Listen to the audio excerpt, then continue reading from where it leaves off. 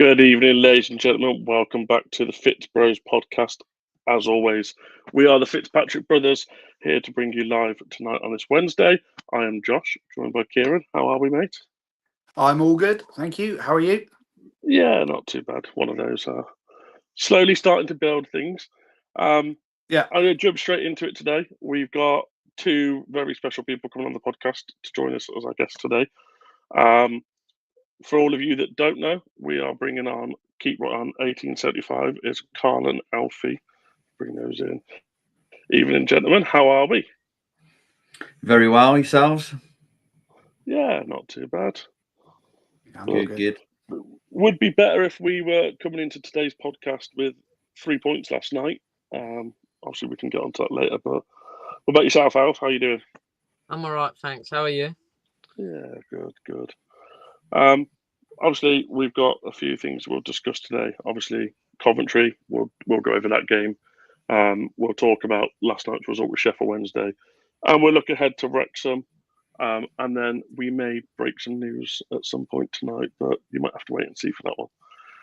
But we'll get straight into it and we'll go back to last weekend and go into the Coventry game. I don't know if you want to kick us off, Carl, of giving us your breakdown of thoughts of the game in general. I was nervous going into the game with Coventry, just because they've hit a bit of form, and their midfield and an attacking threat. They've seemed to have, capitalised on, last season being so aggressive in that attack, and with the playoff with push, they didn't lose any players, did they? And Frank's built a solid foundation there. So, looking at their previous fixtures building up to our fixture, I said to Alfie, if they go ahead early, this could be a cricket score. Because we've got 1 goal in us, 2 goals maximum. Yeah. So if they get out the blocks early, we're in for a long afternoon. I didn't think that it'd be quite as bad as it was until the sending off, because I think, without being amazing, we were steady, and they didn't look a threat until that point. Really, they didn't really put a glove on us. But then, from then on, it was just kind of the worst afternoon, wasn't it, Alf? So I think, all in all, we've kind of, as a fan base, moved past, the Coventry game, and we thought, well, it can't get any worse than that.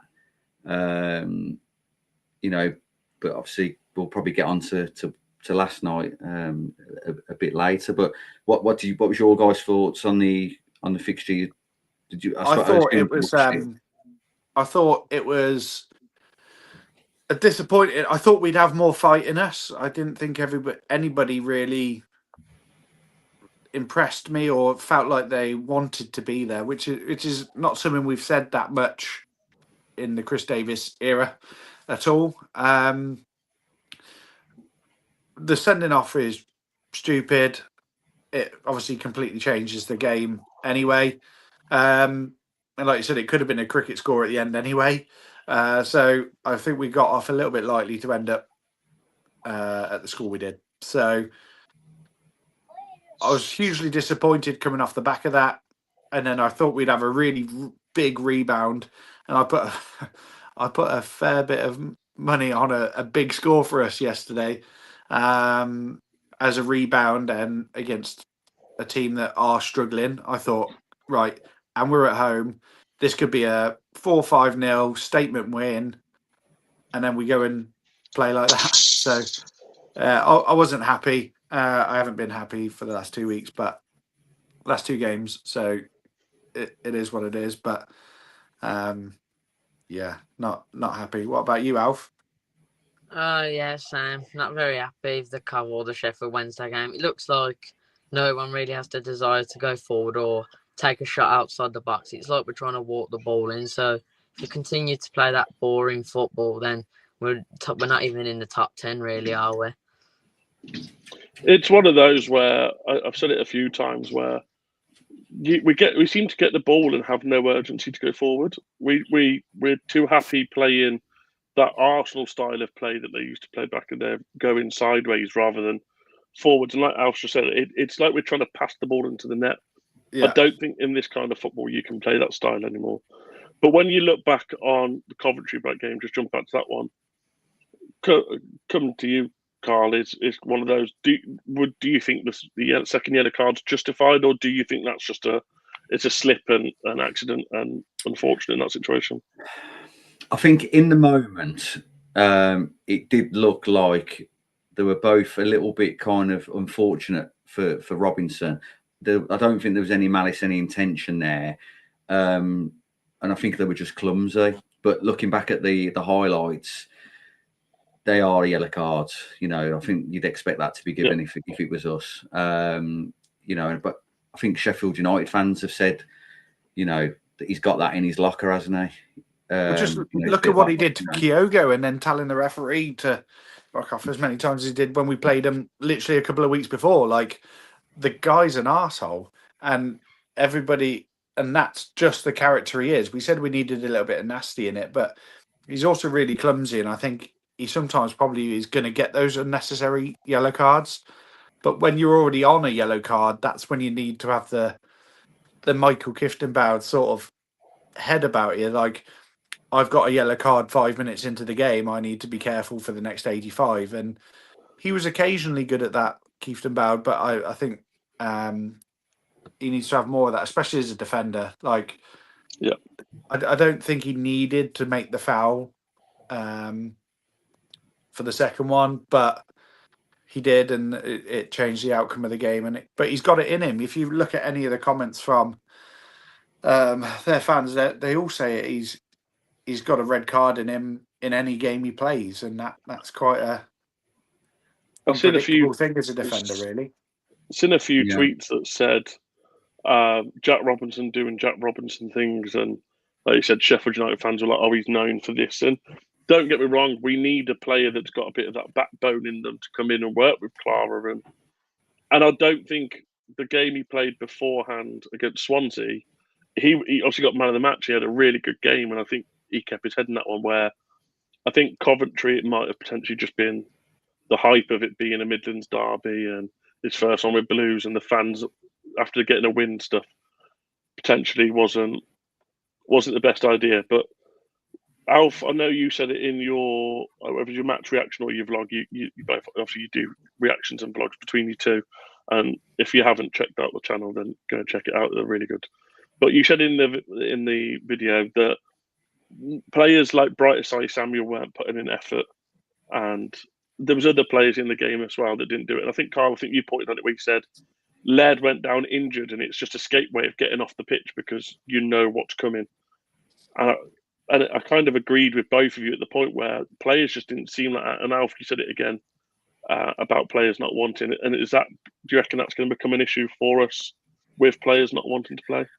Yeah, I think there's some players that just lack that desire to win 50-50s and just come forward with the ball. Just players like Iwata, they're just happy to get the ball and just walk with it and pass it sideways or backwards. So yeah, if I think Iwata, for example, looked so different yesterday, not alongside Paik. He was looking forward, and then Doyle was there to spin and make it move forward even further. I do think we saw a different side of Iwata yesterday than what we've seen alongside Paik. It was a lot less safe, if you like. Yeah. But I think that was integrated by Doyle because he was doing those first-time passes, and everybody else across the midfield and up front were going, "Oh, that's how we're playing. Okay, yeah, I'll play like that as well." So they were doing it because he was encouraging that type of ball. I mean, going back to Jack Robinson, I don't mind the aggressiveness, and because I said lots of time in that vlog that I thought we were toothless, and I think even at 10 men, your backs are against the wall, but show a bit of fight, guys. Do you know what I mean? Yeah. And I think I don't mind that aggressiveness, but 100%. There was definitely a bit more kind of freedom with Iwata playing that way yesterday. And like I say, the first probably 30 minutes were up until their goal. Really, we were in control. We're looking to go forward. It was quick passing, which we've all been screaming out for. but there was none of that at Coventry, and we just ran out of ideas. The wingers were ineffective. They were going down blind alleys. They were just being closed out. But then the more I reflected on the game, I thought, do you know what? They know the drill, Coventry. They're drilled well by Frank. They're set up well. They've had a complete season in the Championship beforehand and not lost any players. So are we being too hard on the team? But leading up to the sending off, we wasn't really putting a glove on them, and I couldn't see us scoring against Coventry, even if we had 12 men on the pitch. Coventry definitely was one of those where it was, even like first 15 minutes, you can't even say we were in the game. We struggled to seem to make chances.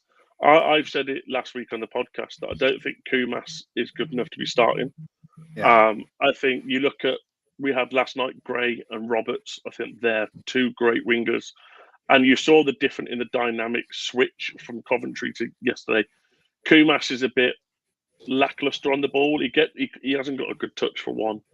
He just runs out of play or runs into no space. And I said it earlier to someone that for some reason, whenever he tries to cross a ball, he can't get it off the floor or past the first defender. And when you've got people in the box that are waiting for a ball in, get it past that first man and actually do something with it. Where Roberts come in yesterday and he played that neat little football. But again, what his problem was is where Laird does an overlap, Asai Samuel doesn't bring that kind of side to the football. Yeah, I think he we're now stops at halfway. It bugs the life out of me. You got Ethan Laird who would do the overlap, and we play for that and we load for that. Where Asai Samuel won't go into their half. He stops at halfway and just waits there for the ball to come back. If he started overlapping there, I think we see a whole different attack down that side, and that's why I prefer Laird. But it's like he's scared to go past halfway. So you got someone like the winger there, making room, stepping inside. He needs to be going past rather than the only ball back is them stopping, turning around, passing at him, and then to go in the middle. So it's that's the frustrating thing is doing that basically. Is I don't think we're optimising Bright Asai Samuel. And it's really funny because in the Swansea game, you commented, didn't you, Alfie, that he probably had his better. Certainly in the first half, he was getting forward. And his highlight reel. I mean, I know a lot of the highlights are probably when he was younger at QPR, but even in Fenerbahce, more recently, he was still getting forward, scoring goals.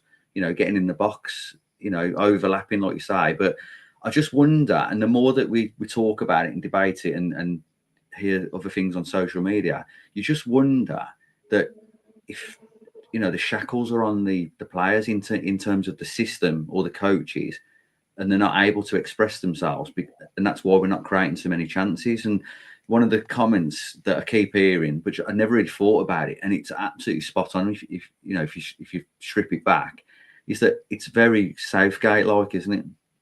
We've got two players in the six, same formation, very pragmatic, passive football, no risks. And I just thought, the more I see it, like the England comment, the Southgate comment, I thought, do you know what? It is. It's like that. What, Southgate he really struggled with a plan B. And I feel like Chrissy Davis either reacts really well or he just doesn't react at all. That's the thing I question.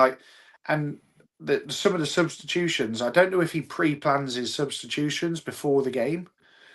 Because yesterday, why on earth he made the substitutions he did when he did, didn't make sense for me. The only thing I could think of for the substitutions he's made, I've seen a lot of people have said it today, was the only thing that potentially could be is if he's brought Doyle off knowing that he's going to start him at Wrexham, and maybe thinking, I don't want you going and getting a tough battle and getting yourself injured and then we miss a big player against Wrexham. So could it be that? Or that's fine at 2 or 3-0 up. Yeah. But there's a lot of things that aren't clicking, and many people have said it. How is Neumann not playing over Cashin? When Cashin don't get me started on Cashin. 3 mistakes now in 2 games he's made leading to goals. If Neumann's not in that centre half or Robinson's not in that centre half position next to Clara on Friday, I think there's going to be serious questions of what is Cashin doing to be getting into the team, because Well, it won't be Robinson. He'll have a ban, won't he? no, he only missed the one game. 2 yellow One cards game, and a 1 I match think. ban. Oh, Yeah. yes, 2 yellows, wasn't it? Yeah, 2 yellow cards is 1 match ban. So it's one of those where it's like there's a few players that need tweaking. I think Allsop, I said it to you last week, I think Allsop may need to be dropped for a game. Probably wouldn't do it for Wrexham. But I feel like his passing and the save for their first goal yesterday, he should be saving that as the experience he's got. It seemed a bit half-arsed, and not really like he expected it to come at him. Obviously, probably didn't with Cashin to clear it, but it's one of those where I feel like that was the same with the goals at Coventry, though, wasn't it? And I thought he could have done better with them. You know, I think maybe a few players need to. I think someone said it yesterday. Davis is too loyal to players, and he needs to get a bit more of a ruthless side and start dropping people and having that tough I don't think conversation. Cashin should play for us again. I think we should cash out with him in January and just bin him off. How he's playing for Brighton, even in a Brighton squad, I would never know. He's generally worse than well, we've had some bad defenders over the years, but he's got the same error levels as Jonathan Grounds or Harley Dean when he just didn't give a fuck. It's literally that same. It's like he can't head. It's like he's playing Sunday League versus the Premier League. If everybody else was Premier League, and it's frustrating. How are you not putting your head on the header against Coventry? How are you not clearing the guy out? Take the card and do that rather than letting him run through. It's stupid how bad he's looked in the last 2 games. I've watched those. I've watched those goals again, and he's defending. And I heard something on the way home from work this evening saying, "Oh, get off Cashin's back. He's a Premier League defender." There's absolutely no way he's a Premier League defender, because the goals that he's been the root cause of, that is bread and butter for any centre half. Get your head on it, get it out for a corner, get it out for a throw. But the 2 yesterday, he's tried to bring them down. I just don't understand. Sorry, the first one, he's tried to bring it down, and he's tried to do the same. He's tried to bring it down with his right foot as well, hasn't he? Yeah. So if you look at the Coventry goal, you look at the Coventry goal, and you look at the goal last night, he's tried to bring the ball down. Now, if you think you're that good of a player, then absolutely fine, express yourselves. Yeah. But in that dangerous situation, you just get it out. If in doubt, get it out. You taught that at school, aren't you? School football. Yeah. As I said, I play centre half myself. Well, I did play centre half myself. And it's one of the first things as well is you taught the main 2 things is, one, never turn your back on an attacker. He did that on the corner, or the free kick even that he scored from. And he very much turned his back on the striker. The striker's got forward, and then he's panicked because he's got no back. And the second thing is, you never try and bring the ball down at the edge of the box. You just put your foot through it. Why he's trying to even bring the ball down there? Because if he brings the ball down, the striker's just going to take it off his feet anyway, because he's right in front of him. So either way, the only solution he's got, put your head through it and get rid of it, or put your foot through it and get it gone. Because you're taught basics as a defender, and he just doesn't seem. And it's bad because I think it was the Sheffield United game he played. He made his debut for us, and he came out of that game, and I was like, "Oh, he looks a good player." And then he's played 3 games since, and they've been absolutely awful. So it's one of those.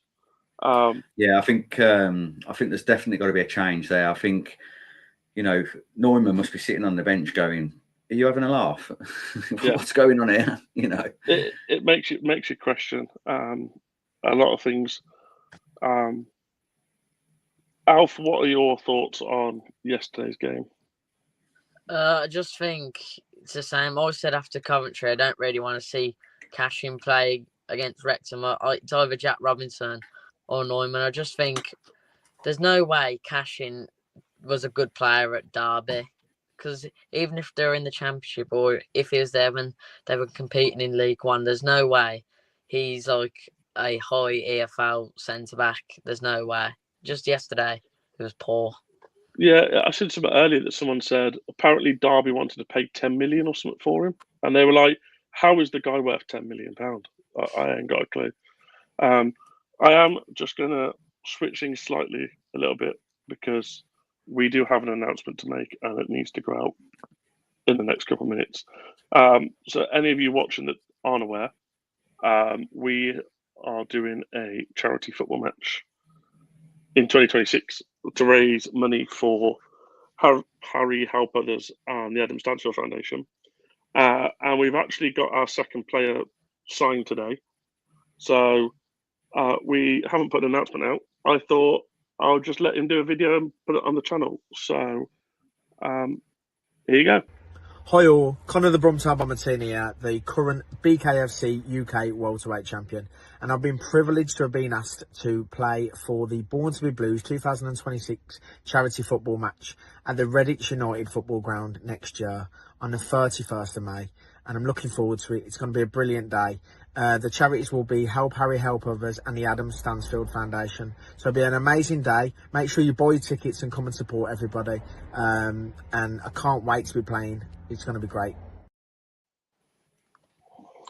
So yeah, Connor Tierney, the UK bare knuckle welterweight champion, has officially joined for the charity match. There's a comment here that says, "How much are the tickets?" If you scan the QR code that's here, it'll take you to the website. They are currently on a early bird price. It's £15 for an adult, and it's £10 for a child. But like we said, all profits and stuff go to the foundations. So it'll be a lot of money being raised for those. So just get your reaction, gents, of what you think about Connor Tierney. I can't believe you didn't think I knew who he would be. Who he was? I sorry? didn't say that. Kieran said that. I wasn't too sure about Alf, but obviously he's been down the club a few times on a pitch with his belts and stuff. So I was hopeful, but I didn't know if Alfie would know necessarily. No, I don't think Alfie. I'm into the boxing. I'm into the UFC and stuff like that. So I've seen pop up all over social media. So yeah. fully aware of his work. Yeah, the Brumtown Bomber, very, very big blues fan indeed. Like he's got Keep Right Arms, one of his songs, and he's got Birmingham City on his shorts. And he's a Birmingham City fan through and through. And obviously, we've been in contact with him past couple of weeks to get it all sorted and get him playing. And thought he was happy to do a video to announce himself. So we thought we'd put it on the podcast and let him announce that Connor Tierney is joining the charity match. Obviously, we have a lot more players that over the next couple of months are going to be coming out. So we've got Jay the Boy in Blue and now Connor Tierney. Kieran obviously is playing himself, and a few more lined up that are going to come out in the next couple of weeks. But yeah, massive news for us. Love it. Have we running odds on who's going to get sent off first then? Jamie probably. What I would say is anybody that is wanting to get tickets, the QR code up in the top is direct to the tickets. So after the podcast is finished, maybe watch this back and scan that, or we'll put a link directly on all of our socials. The link's already in our socials, and it's in the description of the video as well. So go into the description, you can find it there. But no, also I had it all planned to go out at 8 o'clock, so I was like, I need to make this announcement before social media ruins it, and I get someone commenting about it. But yeah, Michael's put it here. Hello, Woody. Nice to see you. Nice one, gents. What a signing Connor Tierney is. 100%. He was someone that we thought, like I said, he's a diehard Blues fan, and it was someone we thought it'd be stupid not to even invite him. And then when we spoke to him, he said, I don't get asked to do football matches. He goes, funnily enough, he goes, so I'm honoured to play it, and yeah, I'm down. So it was a lot easier conversation we thought it was going to be, but honestly, we're happy to have him on. Amazing. Well done. Who is Connor Tierney? He is the UK welterweight bare knuckle champion. Go and YouTube him after the Block Mod of podcast. Don't miss the podcast. Go YouTube him after. but he's a bare knuckle fighter. And a very good one at that. And to announce him himself was quite a thing. We had so many different ways we wanted to announce him, but actually him announcing himself is kind of a lot more real, with a lot of some of the stuff going on socials recently. Real is people announcing themselves is probably the way forward, so we all know that they know it's going on. So yeah, that's probably a huge thing that's going to benefit us going forward, getting the players to do their own announcements. And you generally see a little bit of his excitement to play in that video, but from the conversations we've had with him, we're quite looking forward to having him on board. And of course, if he's fighting anywhere near, we'll be supporting him along the way as well. So I know that he put a post up the other day that there's potentially a fight the end of February or March. Yeah. So obviously we'll stay in contact with him and keep your eyes out, because we might see if we can do something about tickets and try and run that and try and get support in him as much as we can, because he needs it obviously every fight he goes into. But yeah, he's definitely not a person you'd want to Roy Keane to Alfie Haaland. If we say that, you're definitely not going to want to do that, because he'll just do it back to you like Roy Keane did. Is there anybody specific that you two would want to see play? I think anybody that's associated with the club in terms of like a celeb status, is going to be just amazing to draw in the crowds and the interest. And I'm sure if it's for charity, I'm sure they're going to get on board if their schedule allows them to. But yeah, maybe a well-known music blues fan artist, maybe. Oh, interesting. Anybody specific? Well, probably something to do with like somebody on the streets, maybe. Oh, okay. Okay. We might be able to. The streets seem to know. Streets. Okay. Not sure who they are. Little No. Castle Boy has commented here. Is there any way for fans like myself to play in the match? Social medias are here. Drop us a message. It's definitely a conversation we might be able to have and discuss. And we might bring in some fans. We are currently finalising numbers, but drop us a message on the socials if you are interested in playing, and we can have a conversation there and go from that. But we're switching back now from the charity match to Blues, and obviously Friday, only a couple of days difference between the two. Friday we are Alfie away. going. You okay for time, man? He's gone. Don't know what's happened there. Are you both gone, or are you both still here? I'm here. I'm here. Okay, I'm here. Not sure. Someone try and get Tom Brady in. That would be jokes if we could. It's the wrong type of football for Tom Brady. Sorry. You went then, Carl. I did. Apologies. Not sure what happened there. So yeah, that's all right. The wrong shaped ball for Tom Brady, that. Yeah, definitely. So if we look ahead to Wrexham on Friday, obviously Wrexham away, the Hollywood Derby, as they like to call it, which is a ridiculous way of putting it. It's a fixture between two American owners, but last three fixtures, obviously we've had a draw, a win, and a loss. They've had a win, 2 draws. What are your thoughts going into the game, Alf? Do you see much positivity coming in that? To be honest, I'm a bit nervous because Wrexham are a set piece, crossing the ball in sort of team, and we can't seem to deal with that at the minute. So we could get beaten by Wrexham, which I'm very nervous for. Yeah, definitely. And I think out of all the games, that is the one game you don't want to lose. But all the players are going to be up for it, and I think Wagner will get behind. Probably be in the away end again, knowing Wagner. In the away end, hopefully he brings Tom Brady this time. But what about yourself, Carly? What are your thoughts ahead of it? Like Alfie. They're quite a direct team, aren't they? And I think looking into this week's fixtures, I expected to get 4 points, and that was 3 against Sheffield Wednesday and a point. I'd be happy with a point at Wrexham. I think after the Coventry and how toothless we was and how aggressive we know that Wrexham can be, it scared me to death, I'll be honest. I think now, I don't like the talk that it's a must-win for Chris Davis, but I think the Americans are not going to want to lose to save face across the pond. So I think it's important for them, you know. But the whole Hollywood derby thing's just ridiculous now, you know. It's, you know.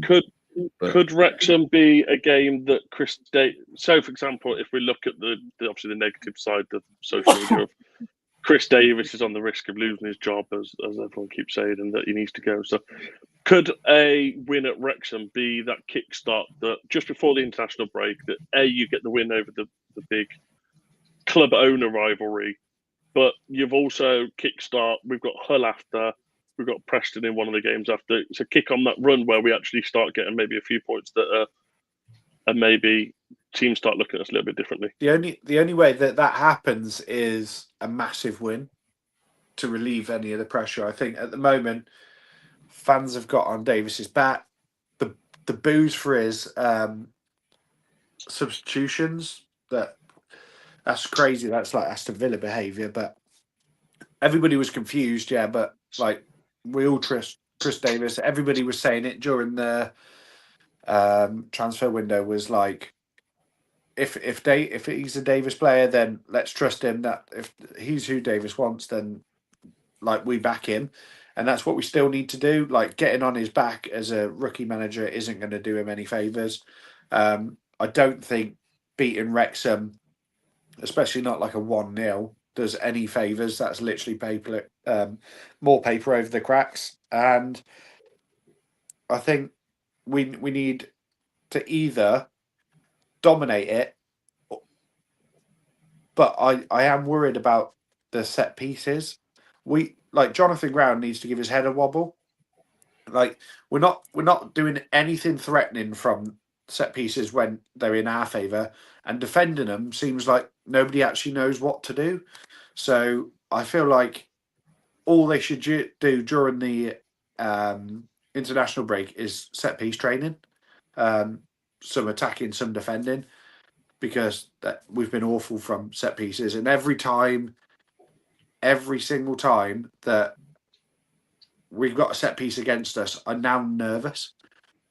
Every corner, I think they're going to score here, and if we're thinking it, then the players are probably thinking it and not helping either. Yeah. So, I think every game, apart from the Leicester game, goals have come either from a set piece, a long throw, which is arguably a set piece, corners, or the second phase of that set piece. And you know, it is concerning, and I think that's why I think Neumann's got to come in and to shore us up with that height, because I didn't realise until this season how small the squad has become compared to last season. And obviously we missed the height from Williamson, and I think if you think back, everyone said he can't hit the ball, but he does from corners and stuff. He seems to get on the end of stuff, or you know, he disrupts the play a little bit better than we give him credit for.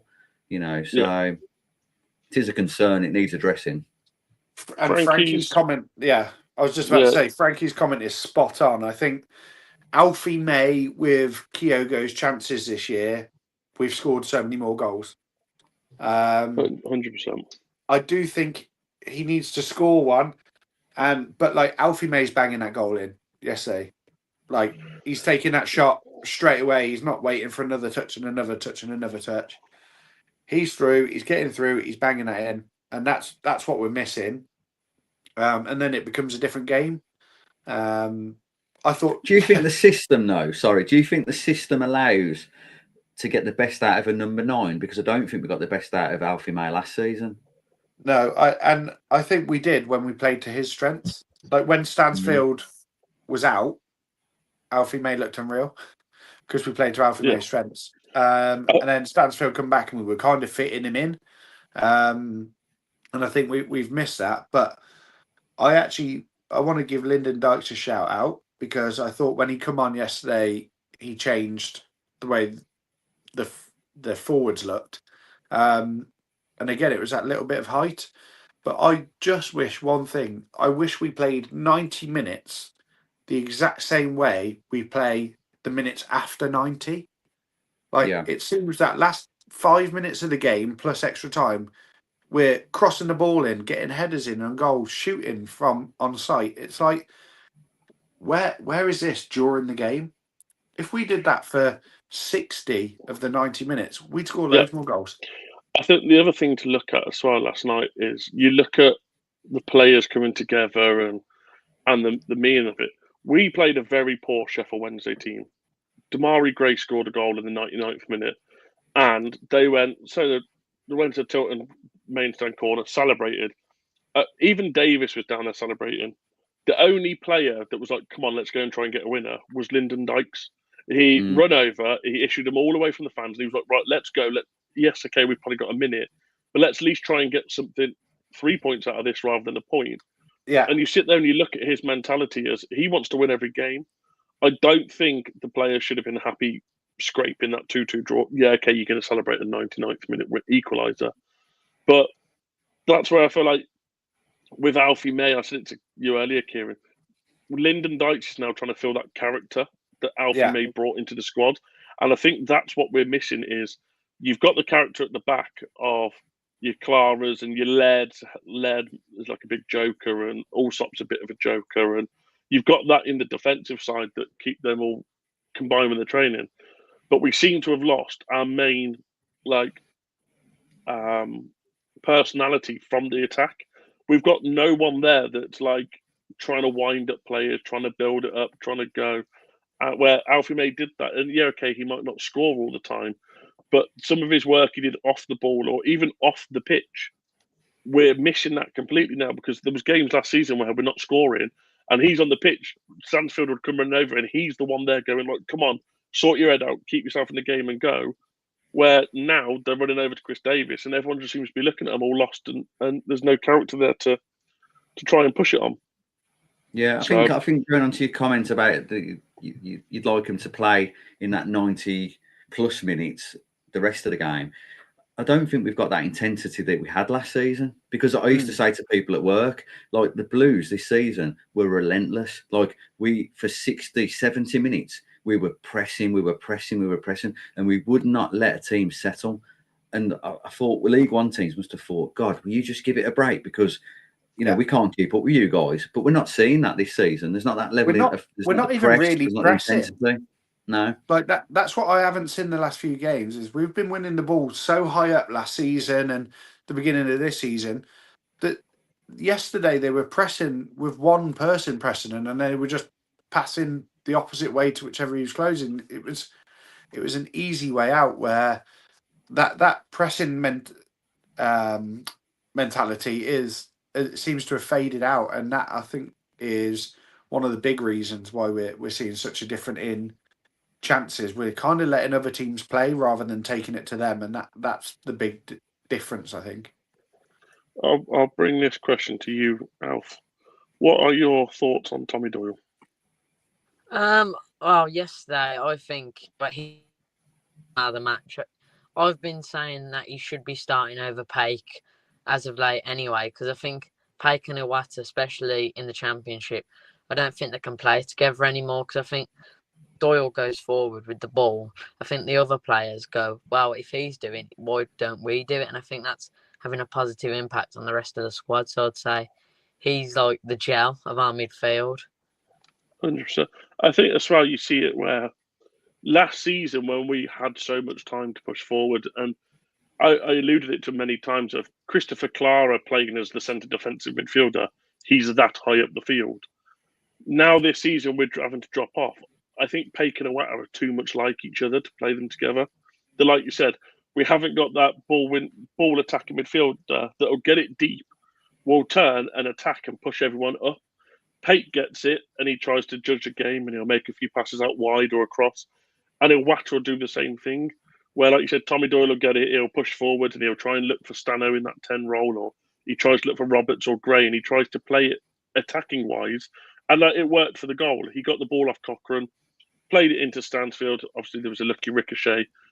Got into it, and it was a great finish by Stansfield. But Doyle getting that ball and turning, where I feel like if that had come into Paik or Iwata, it would have just gone back to Cashin or Clara, where I feel like, Iwata and Paik are too much like each other that you can't play them in the Championship because that's not the style that we can play. We haven't got the time anymore to play on the ball.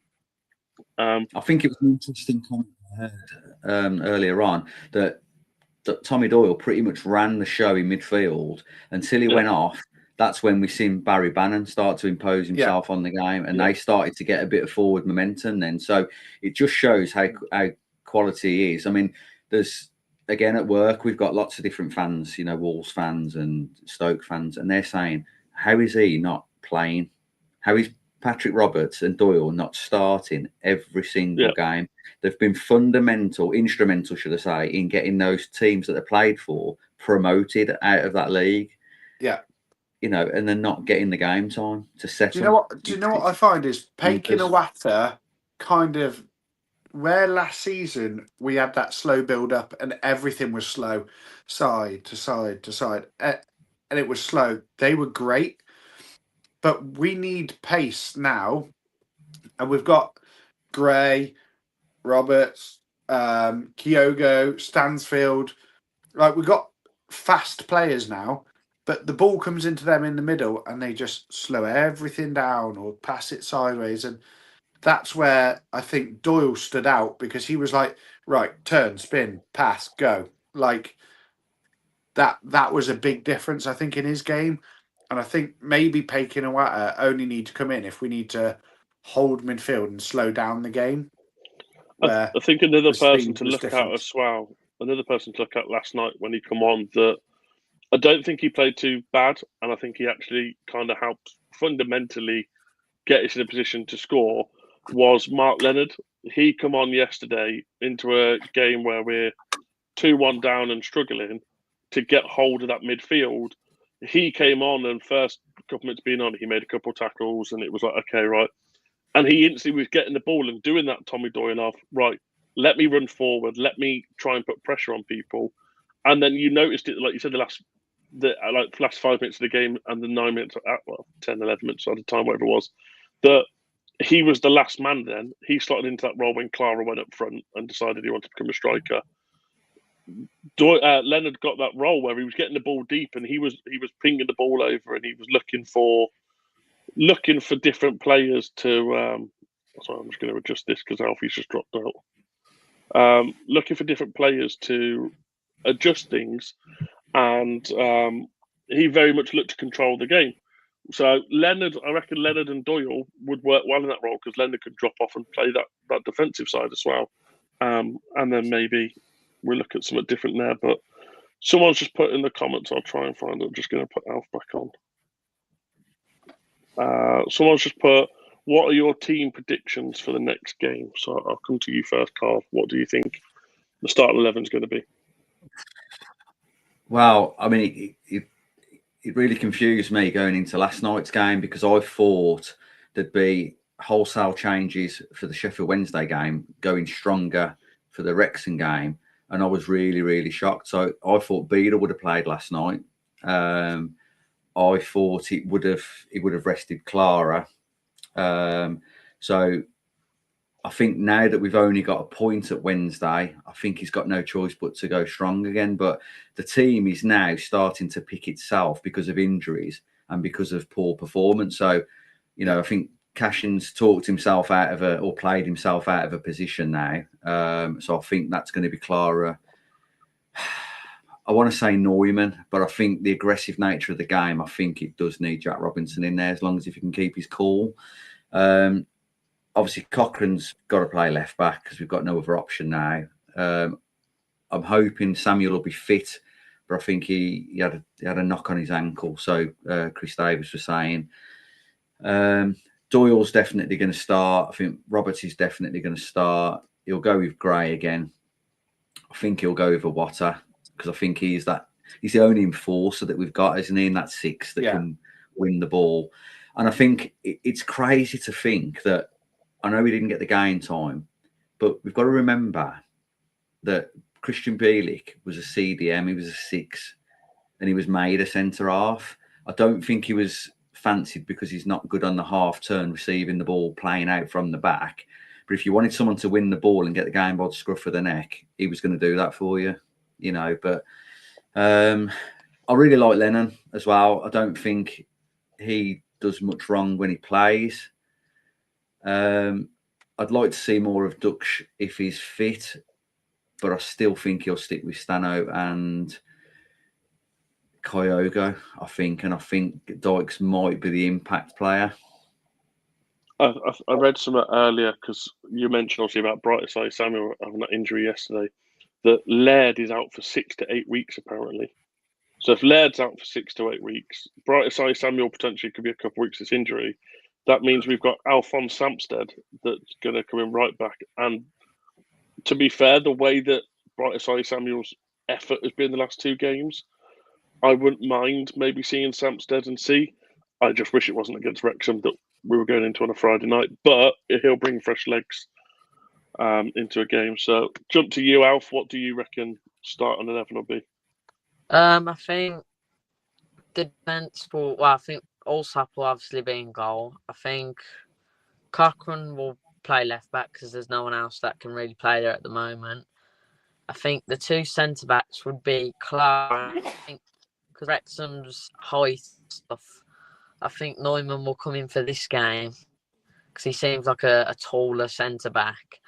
And then I'll put Samstead at right back because every time I've saw him play, I don't think he's really been that bad. Yeah. So then I'd put Iwata and Doyle in midfield.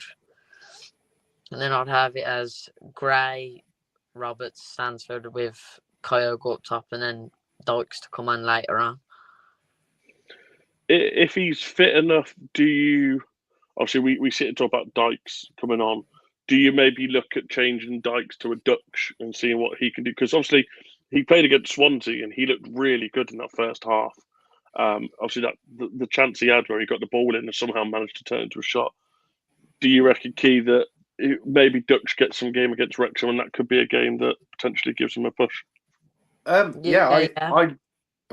really liked Dutch, to be honest. I think what he's done so far has worked well. I think his interlinking play is great. Do I think he comes on instead of Dykes? I think Dykes has got that target at the moment. He's scored 2 goals in the last few weeks. He's played really well when he came on the other day. And I didn't think I'd be saying that, to be honest. I think it's well versed that my thoughts on Lyndon Dykes. But he's really seemed to, since his failed move, like turned his head and he switched it up a little bit.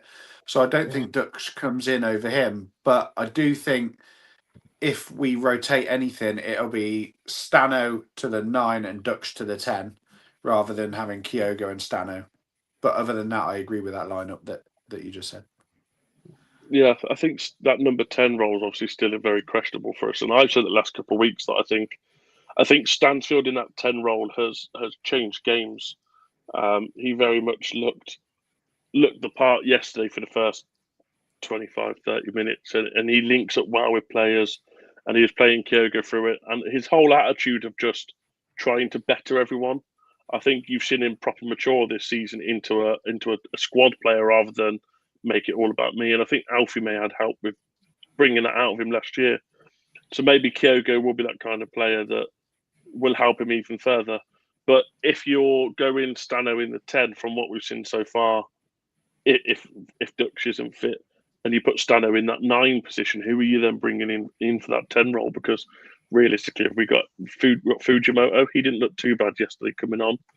But have we got anyone else really that can fit in that 10 role? I'd like to see Williamson in that 10 role because I think he's got a great eye for a pass, and he's got a football brain. Yeah. Davis is always using him out on the right wing, and he hasn't got the legs. He's not mobile enough for it to be a winger, and I think he's wasted out there.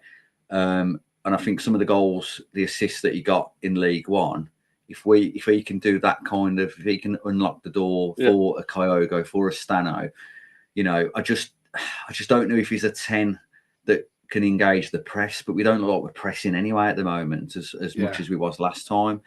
But I was just about to ask, actually, do you think Anderson and Williamson get back in after the international breaks? I think that's when they're going to be due back. Anderson, yes. Keshi, yeah. I think we missed Anderson at the minute. We've got Patrick Roberts.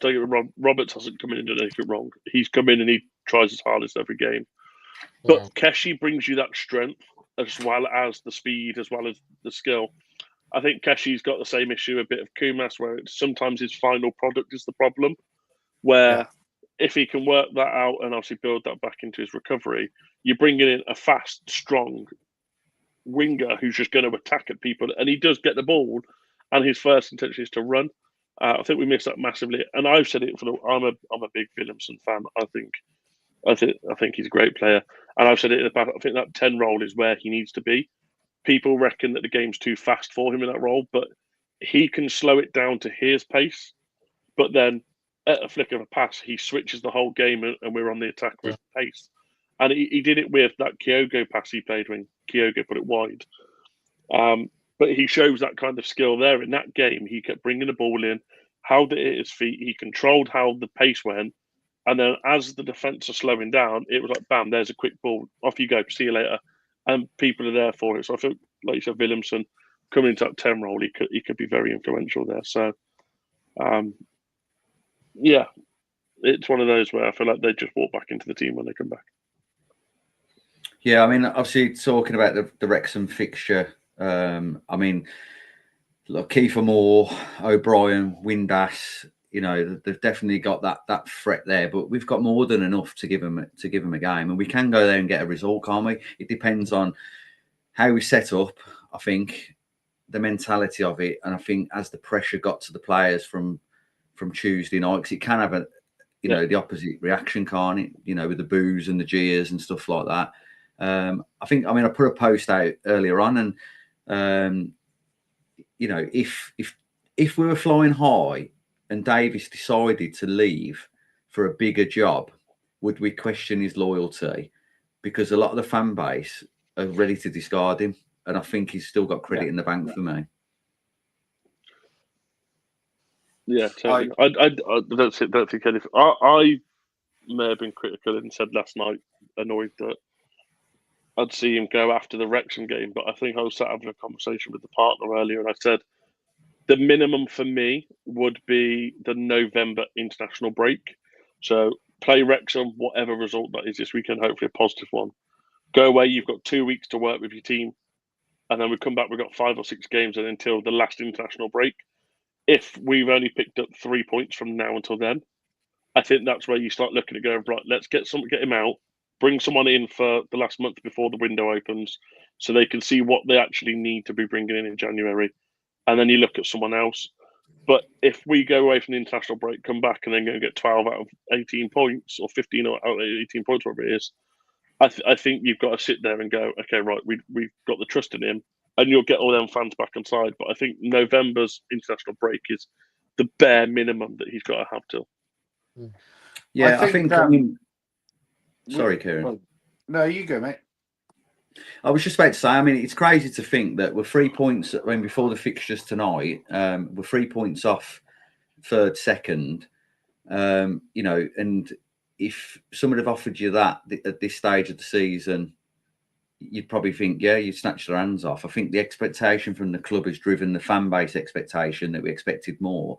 But I think what fuels the divide in the fan base at the moment is the performances.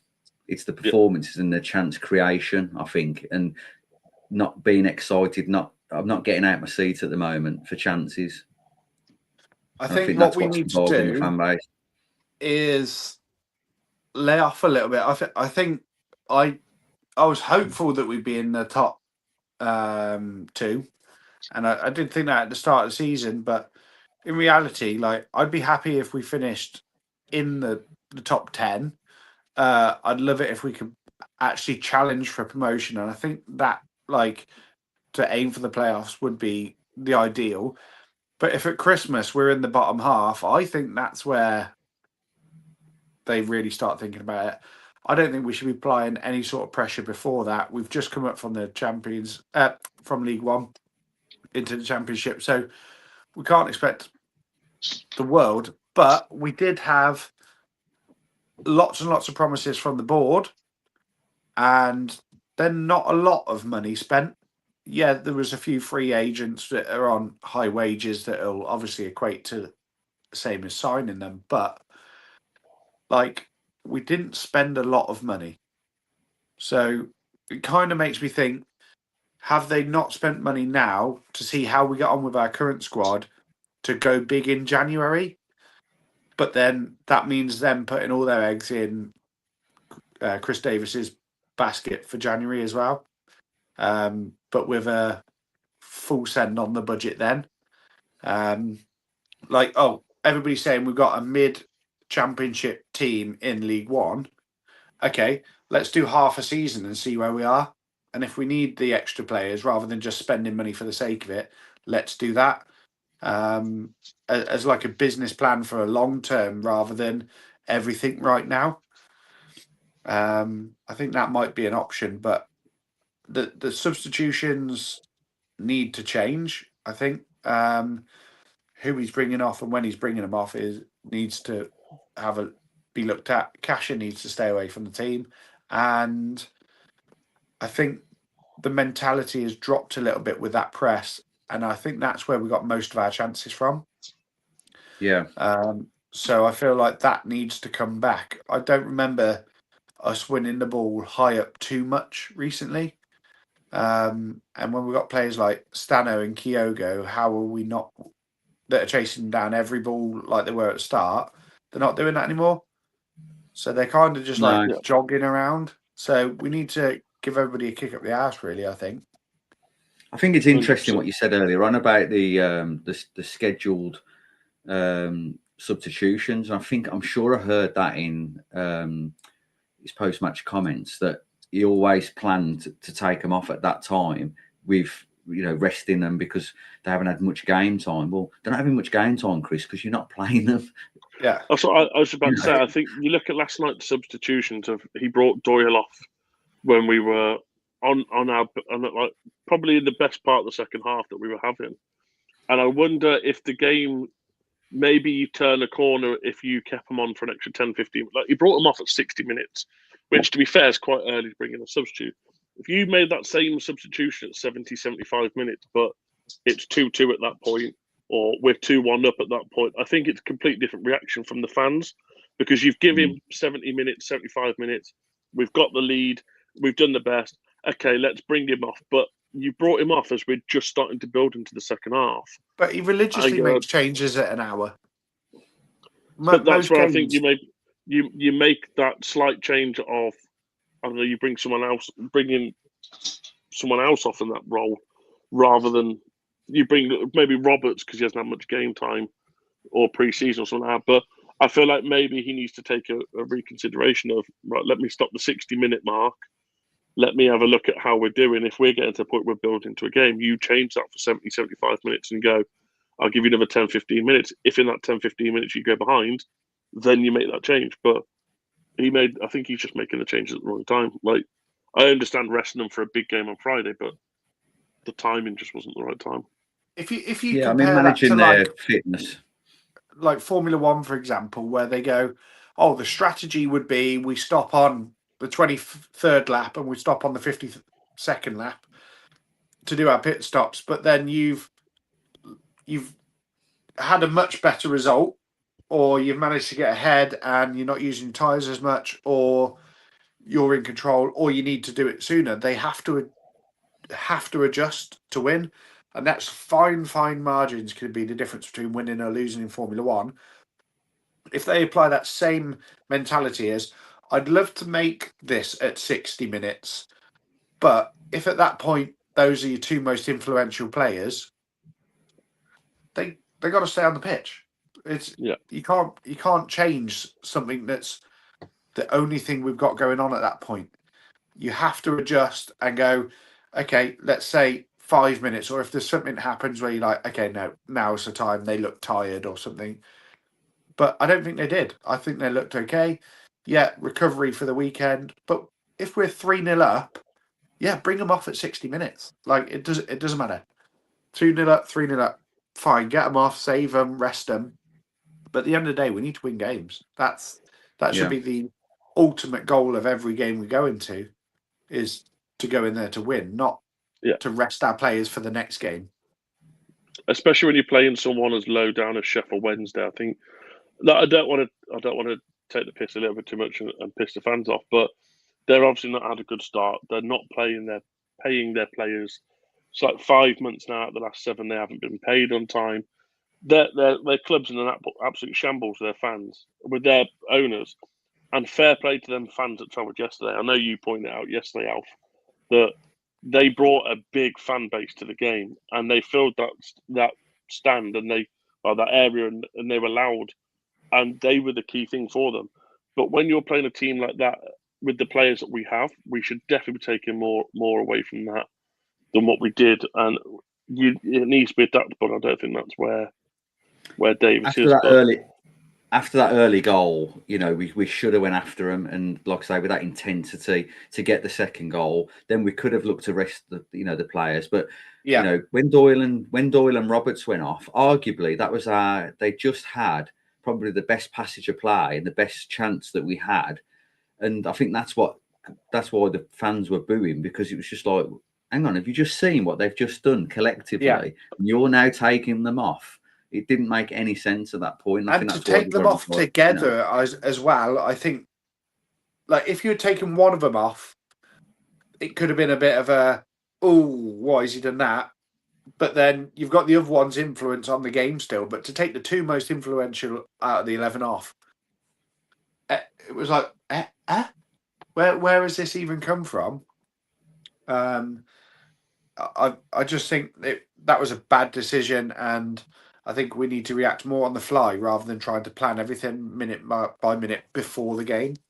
Yeah, I think there's a lot of other, a few other vlogs that we'd seen and people contact. I think it was Tommy's actually, and I think his dad was saying, it was chaotic. It was like, I said to Alfie, I said, I'm sure Waters at right back, and then Leonard's at centre back, and then Clara's up front, and I'm going, like, it just looked chaotic, like.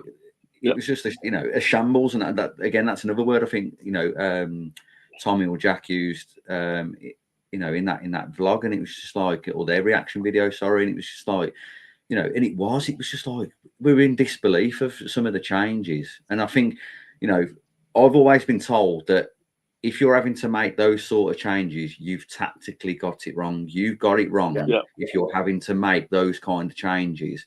I'm all for the starters and the finishers that Davis talks about. I'm all for that.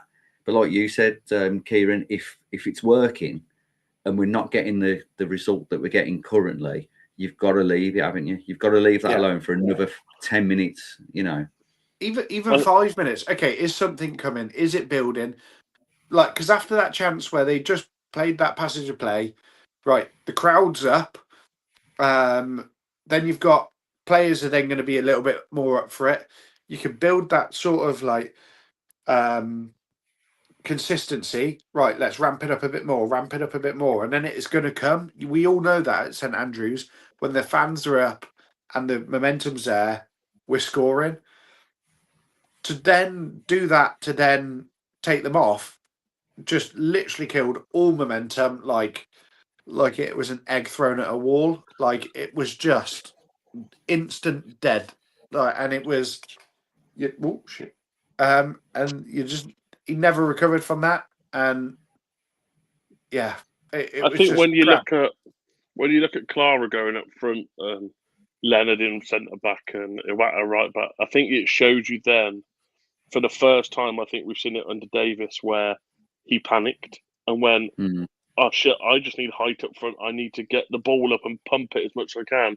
And it literally just went down to route one football of get the ball to the keeper or the centre half, smash it upfield, get your big guys on it. And the first time I think that we've seen that under Davis, where he's panicked because he's got it so wrong. The fact that he brought the goalkeeper up in the first minute of 9 minutes added on for a corner have said everything it needed to say. Like that ball come down, it didn't go anywhere near Allsop, and he was never going to get back if they had got away there. But that's 8 minutes of the game left. You don't bring your keeper up. You bring your keeper up in the last 2 minutes. Yeah. I got excited though because for the last 3 weeks I have said Allsop's going to score in the 90th minute, and I sat there last night and I was like, it's going to happen. Allsop's going to score, and then he didn't. And I got really disappointed. I hoped that like Gray would shoot it, hit Allsop, and go in, and I'd like fucking called it. But he will score. I'm going to keep putting a £1 bet on Allsop to score this season. But we'll jump into a couple of comments that I've seen. I'll come to you, Alf. Where do you think we finish at the end of the season after how we played so far?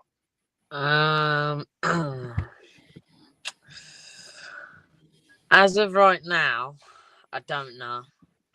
I really don't know. Tough one, isn't it? Could either have a massive turnaround and have a very good run of games like Wrexham, then Hull, then Preston, or it could start to go downhill. Fans could turn. We get rid of Davis and then get a shitter manager in. Another Rooney-esque. Yeah. What about you, Carl? Where do you think we finish at the end of the season? I mean, I predicted at the start of the season that I think we'd be happy with top 10, and I think we need to be realistic. And I think we need to stabilise the squad and our expectations this season, and then look for another push with better recruitment the following season. And you never know, with a bit of luck and a bit of wind behind you, you might be able to gate crash, the playoffs. I mean, last season, I think anybody about out of 18 teams could have gone down or got up at one point. Yeah. It's just a crazy league. I think, we talk about Forest, and that always sticks in my mind that they were in relegation. And then they got up, didn't they? The last minute, they were in the playoffs, and then they've got up. Relegation on Christmas Day, weren't they? And was it Steve Cooper went in and turned it around? Steve Cooper, yeah. Yeah, so it obviously you can't say dark, but where are you saying now, Kieran? I know you were saying quite high at the beginning. Yeah, I was. Let's go top 2 at the beginning.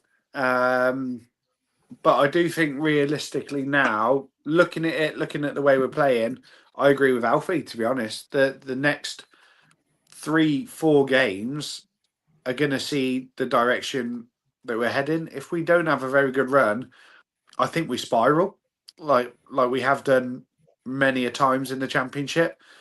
Promising start, this year's going to be different, blah, blah, blah, blah, blah, blah. Oh, we start losing. And we do it. Yeah. We've done it a few times. The classic Leeds, like winning at Christmas and out of the playoffs by the end of the season. I think I'd be hopeful that we can get to the playoffs for the end of the season. But I really do think these next 3-4 games are vital for the rest of the season. Yeah, I know. I said at the beginning of the season that before we signed a player, I said 8th to 15th would be where I was happy. As long as we were above a relegation battle, I'd been happy. We then brought in Gray, we brought in Asai Samuel, Neumann, and all these players. And I thought 5th or 6th, 4th or 5th, 4th, 5th, 6th. That's where I was thinking. I'm now kind of pushing back down to 8th to 12th. That mid-table to just out of playoffs. I feel like I don't think, as we are at the moment, if we don't bring anyone in January, for example, and that transfer window doesn't exist, I don't see us getting playoffs. Not the fact that we can't keep a consistent result.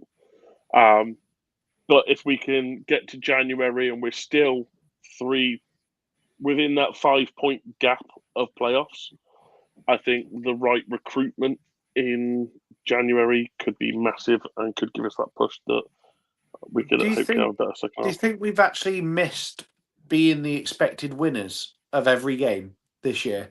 Like, we're going into games like not really knowing or not favourites, and like we've gone into every game last year like we're the favourites. Do you reckon some of the lads are struggling with that change in dynamic of like having to really, really prove yourself to win games? Well, Davis said it because he went on BBC WM with Richard Wilford, or whatever his name is. Did an interview that he said he's been in charge for 60 games, and there's only 2 games he wasn't expected to win, which were Fulham and Newcastle. And he goes, and obviously we didn't win either of them. He was like, but 58 of those 60 games I've been expected to win. Now, if you look at the actual results from that, 60 games he's been in charge, 2 expected not to win. Out of those 58 that he was expected to win, we've only lost 8 games in 2 seasons. Well, a season and however many games we're into now. He's only lost 8 games. So he's won or drawn. He's got points out of 50 games. So he's still got one of the best records. But I feel like that pressure on them maybe isn't quite as high from the board, because they're like, oh, well, we're back in the Championship. Obviously, we got relegated last time. Let's see how we get on till January, like you said earlier. Let's see how we got on till January and see where we're at. I feel like in League One, it was the board where they're like, no, you need to win every game and you need to be at top of the league and you need to be breaking records. If you don't, you're gone. Where I feel like maybe Wagner and Brady could have that bit of pressure again on him that maybe it might turn things around. I think for me, I don't think it's going to be the club's decision or the board's decision on from a footballing side of things. I think it'll be on a commercial side of things, because if the fans stop coming because we're not playing well and we're dropping down, and the gates we're not selling out and stuff like that, and that I think the fans will drive the change. The board will back the fans on that. Do you know what I mean? And I just think we have to be careful what we wish for, because I think we'd all want Davis to succeed. For what he's done with us, and he's been absolutely brilliant as a man manager. He said all the right things with the crowd, with the fans, with the community and everything else. I just hope that it is a results-driven business. I know it's a bit of a cliche, but we're not that far off the playoff spots or the promotion spots, are we, at this point in time? I think it's just because of the type of football, that's not getting us excited. We're all of a sudden we're going, Davis isn't the right man, so we're booing, we're jeering. And if we don't get these sellouts, I think the board will go, do you know what? We've got to make a change here, because we've got to get the fans back on side. What's crazy is a couple of games ago we would have died for two shots on target, let alone scoring 2 goals in a game. And that's how quick our fans' mentality just changed. We didn't register a single shot on target for, I can't even remember how long it was in the end, but we've scored 2 goals yesterday, and like that alone has been a huge problem this season. So I think we need to get off their backs a little bit and really start supporting them. There'll be joys and sorrows, and if that's anything to go by, then that's the Championship all over. We've never done well against the bottom teams in the Championship, whichever season we've been in. But we always play good against games where we're expected to lose because we're up for the fight. That Newcastle game is the perfect example for that. But I do think we really need to switch up actually trying to win games rather than trying to manage the game like we have been. I said it earlier. I think yesterday we went 1-0 up. You're 1-0 up within 9 minutes of the game starting. And to me, that's a point of, right, 9 minutes, 10 minutes in, 1-0 up, right, go and try and get a second before 20th minute, go get a third before half time. And you keep pushing and pushing. Yeah, get that comfortability of 3-4-0 up and then back off. Yesterday we went 1-0 up. 5 minutes later, we were dropping in defence and letting them come at us. And I'm starting to go in, why are we now dropping off and trying to hold out for a 1-0 win? Is Lee Clark the manager? We should be 100% pushing. I'll come on to this point that Josh has put. Would you say Kyogo? Would you see Kyogo as a bad signing so far? Yeah. I don't think he's done anything that Alfie May couldn't have done.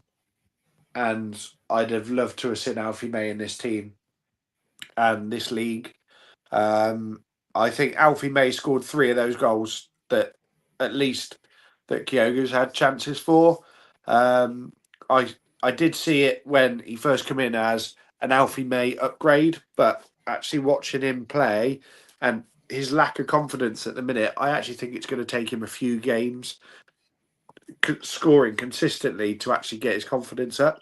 Because yesterday he took half an hour to take that shot. Like, But you say that obviously going off Alfie May last year. Alfie May last year had that run of games where he didn't score, didn't have confidence. And I seen a tweet earlier that I kind of agreed with, that people are sitting there saying that because we haven't got Alfie May and because we haven't got Ben Davis, we're losing games. Ben Davis would have been a key player. I'd have rather brought him in over Cashin. 100%. He was a cheaper price. Yeah. I'd have brought him in permanently. But Alfie May has only scored 2 goals for Huddersfield all season and got 2 assists. So don't get me wrong. Yes, he's done more than Kyogo, but he's also not banging in goals like he was last season or assisting goals like he was last season. So he's also not playing as good.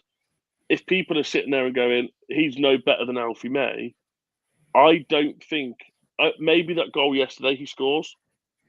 I don't think he scores the other chances because he'd have too much pressure on him for his first season in the Championship. Yeah, he does seem to be snatching at chances. And I think, like the Stansfield goal last night, and I think one of the commentators, when I was watching the highlights, said that, he's just got that instinctive finish. And I think, Kyogo probably has that, and looking at, again, all the Celtic stuff, and he's probably a little bit ring rusty from Rennes. But he just doesn't look confident at all. I mean, there's little flashes of him, the little runs that he makes. Yeah. And I said to Alfie, didn't I, yesterday? It's almost like him and Gray are making runs and the other players are not on their wavelength to find them because they're too safe. And I wonder if that's instruction from Davis, from the coaches, that we're not being that expressive or we're not taking risky chances to feed these players in. And that's why I said about, does the system and the playing style complement a proper number 9? So I don't know if May, I think you are right, Kieran. I think May scores those chances one-on-one. Yeah. But I'd like to think that Kyogo is a better player, but I think it's going to take time. I think it's going to be a few games to get him going. You pointed on it there, which I think is key to think of. You mentioned obviously about Alfie May in last season and scoring, and we go on that is, yes, Alfie May would have come into the season full of confidence. First season of the Championship, you've won the league, you've record breakers. He's on a high, but you've also got to remember Kyogo's only played 2 games in the last 12 months. So there is a lot of work that he needs. He's now coming into a lot tougher league because, let's be honest, Championship is a lot harder than Scottish Premier League. It's a lot better football. It's a lot tougher football. It's a lot more games and more strength and stuff needed in the game. So he's not only adapting to going into more game time, he's also playing against better players than he's probably ever played against. And it will come to him. I just think he needs that goal he needs a simple tap in. Like he scored against Sheffield United, I thought that would change it. And then the next game he was dropped. But I think he needs that simple thing of maybe like a Stansfield goal last night where it just falls to him in the box. He can put it in the back of the net. Everyone will get behind him. Everyone will cheer him on. And then he'll go on that Alfie May run like he did last year where he scored, 5 in 5 or something stupid like that. So I think he's confident, but people are forgetting as well. He's played 2 games in 12 months. Yeah. I think that's where we saw the difference in Tommy Doyle yesterday. Was he was able to link up through the middle with the passes where we haven't really seen that. We've been going wing to wing to wing like a pendulum. Yesterday he did a lot more through the middle and linking through and then out wide, which then was allowing another chance to get the ball in. So I think that could be a huge difference in how well we see Kyogo. I also think he's got the visibility and the skill to play those balls through the middle and unlock Kyogo. He makes a lot of runs that we don't play for. Yeah. And I think that's somewhere where we're losing at the minute. The opportunity, he's being wasted, so he's not gonna be doing those runs, and we're crossing the ball into him, where really his ball is get it into my feet or get me to run onto it. Where with his smart runs like that, Lyndon Dykes ball straight over the top, and guess what? He's on the end of it. he takes 4 hours to shoot, but he got on the end of it, and that's his bread and butter. Yeah. But I don't think we've been playing those balls for him. I think because those balls are also perfect for Stansfield. That's what Stansfield thrives for. 1-on-1, get it, shoot.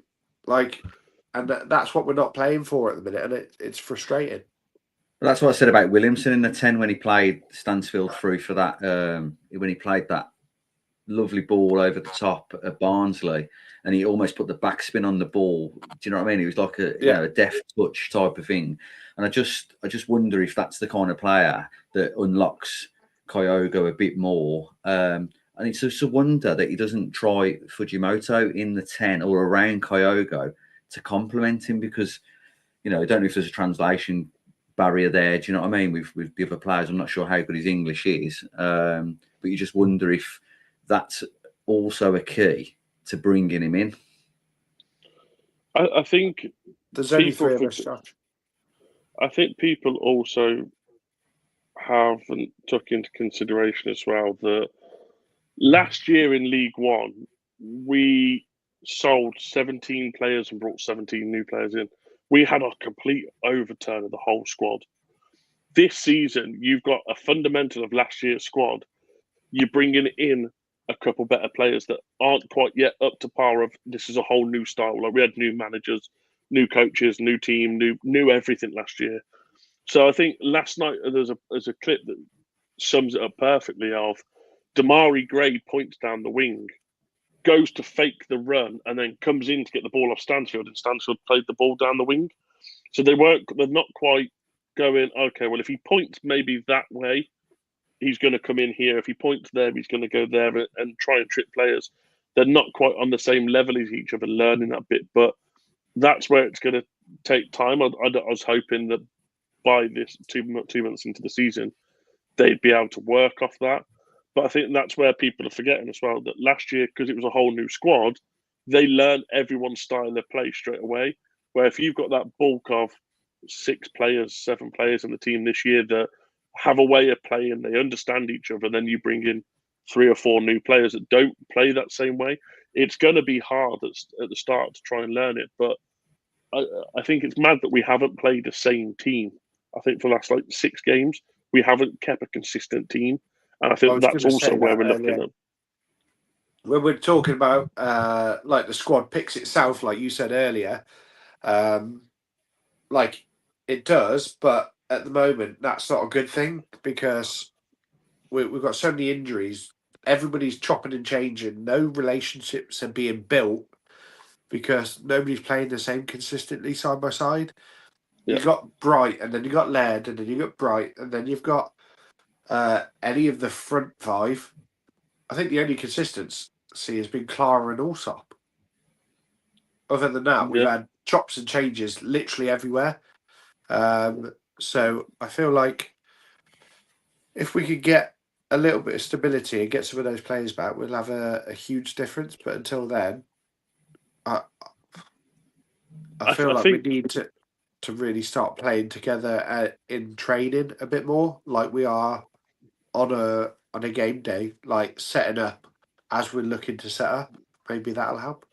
I've seen a stat that said something stupid, that last season we had 6 injuries all season that were affecting teams. We've currently got 9 players injured. So we're playing on better pitches. We've got more money to put into training. We're now into the second full season of Brady doing his recovery, the cryo chambers, the better food style and all this. And you're seeing more behind the scenes of the club. What has now gone wrong that we're now getting Laird injured every game he plays? Stansfield's getting injured every game. That's the difference.